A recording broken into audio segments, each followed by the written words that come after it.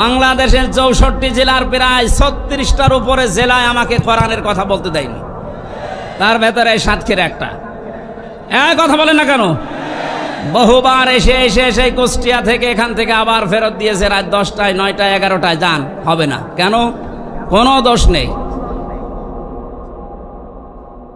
কোরআনের কথা বলতে যারা বাধা দেয়, আল্লাহ বললেন এরা কাফের, আর আপনি কাফের মনে করেন না, আপনিও কাফের। আর কিয়ামতে সবচাইতে বেশি কাঁদবে কারা? এরকম কাফের যদি সাতক্ষীরায় থাকেন, মুসলমান হন। আমি পরশুদিন একটা মুসলমান বানিয়েছি গাইবান্ধায়, না ও আসলে হিন্দু।